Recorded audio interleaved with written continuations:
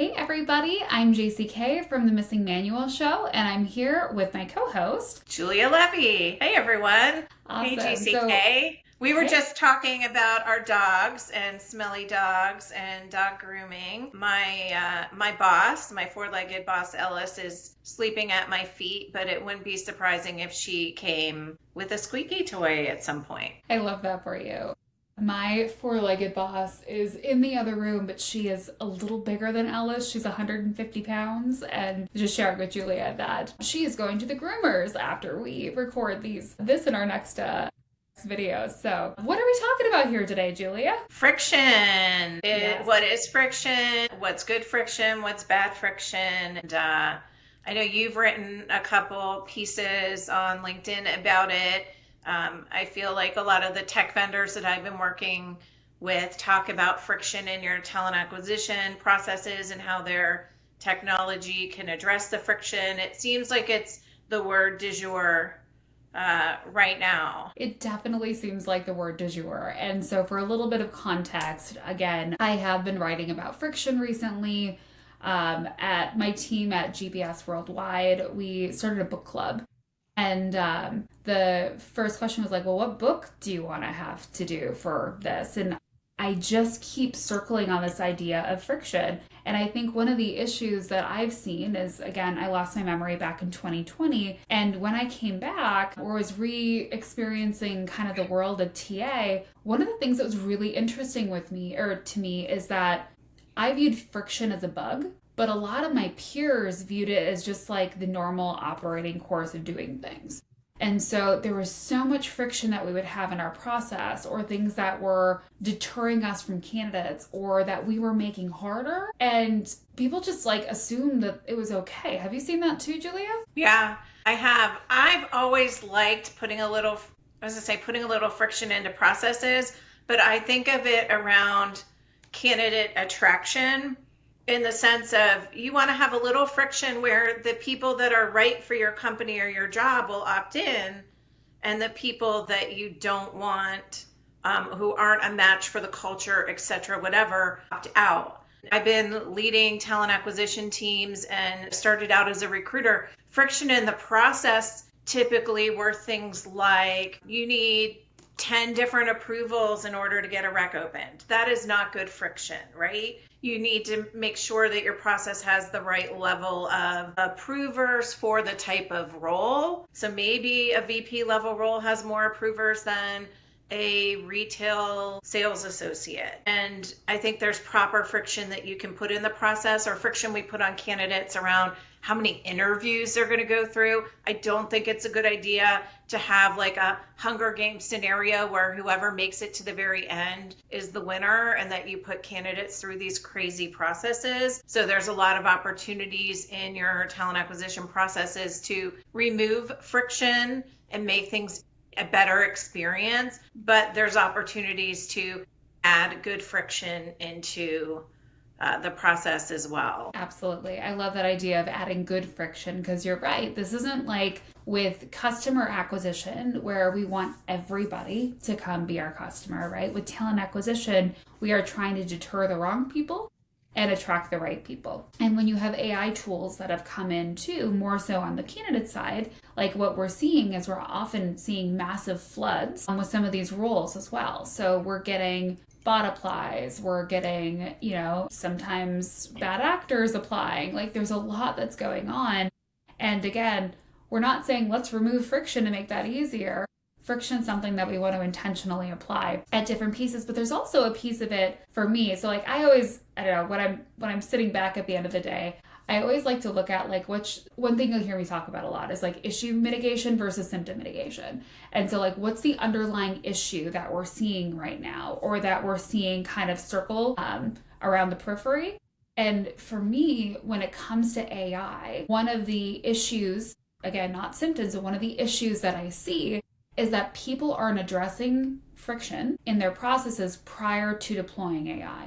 And that's a problem because AI can scale friction if you're not doing it right, right? Like, so again, when we're using agents, when we're using AI, it's really, really, really important that we're mapping our processes And ideally, we want to go through a subtraction exercise, and we're doing that as well, of really looking at like, does this step make sense?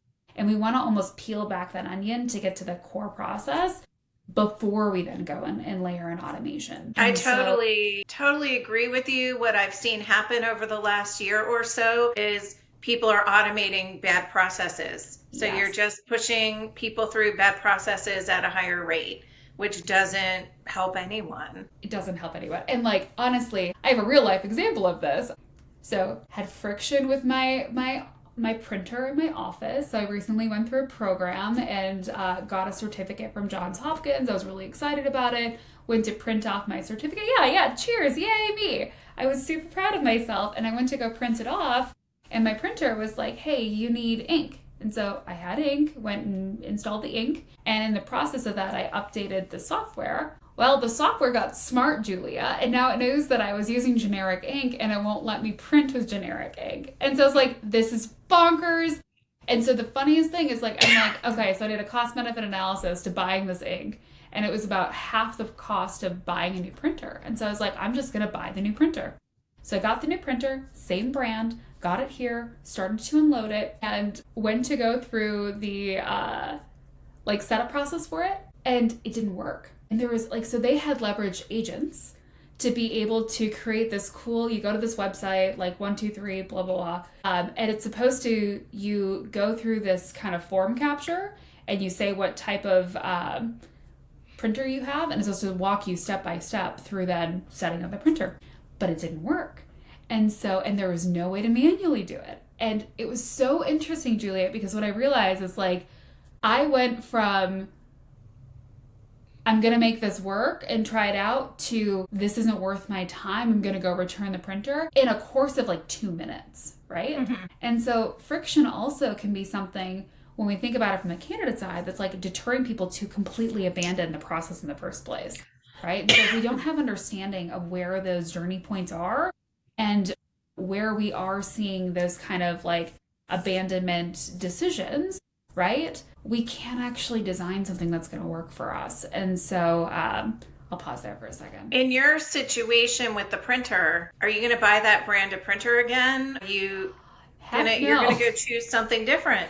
I think about the employment scenario and decisions, and how many I've worked for brands that don't sell direct to consumer. If you are a direct to consumer brand and you have processes like that, and have your candidates and job seekers go through things like that, that will hit your revenue number in no time. Because when they've got a bad experience with your job, you're losing customers. And so it's such a brilliant analogy to an example of how this can, in your real life, you make decisions like what printer you're going to buy.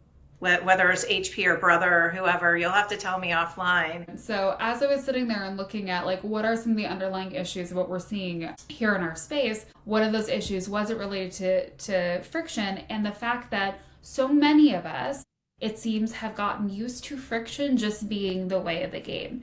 And we're not saying remove friction everywhere, but we are saying being intentional about examining where you do have friction.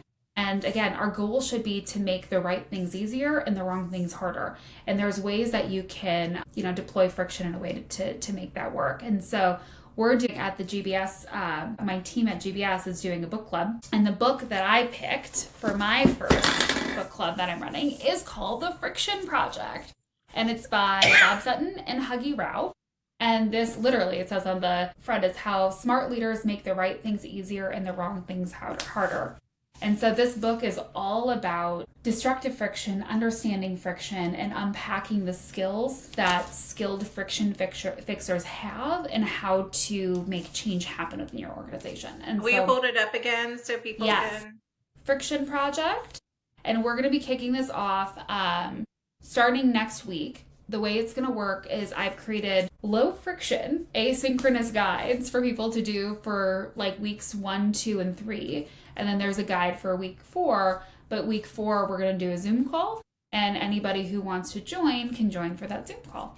And you said next week. So next week is the week of like the 20. Yes, good point. I did say next week. So we're kicking off the week of the 24th is week 1. Is that the Like I right said, date? it's asynchronous. Yeah, let's make sure because we can do that. Yeah. The week of the 23rd is the week that this is kicking off. And March so 23rd. March 23rd, and it's about. See, we'll get better with this whole like podcasting thing. I appreciate you guys being patient with us as we're getting through these pieces, and I'm watching Julia coach me on being able to give context and grounding because not everybody's going to understand where we are. And thank you for being here. But it's it's asynchronous, and so you don't have to move with the timing if you don't want to. But if you're interested, you can comment below wherever you see this video, and would love to get you into the group. Well, I think that's it for the talk on friction. I'm sure we will come back to this topic again and again over time, maybe with some more narrowed focus on specific parts of how to identify friction or how to handle maybe bottlenecks of friction. And so I'm sure if you've got some questions or ideas, put them in the comments and we'd love to hear from you. Awesome. This has been the Missing Manual, and I'm JCK. I'm Julia. Until next time.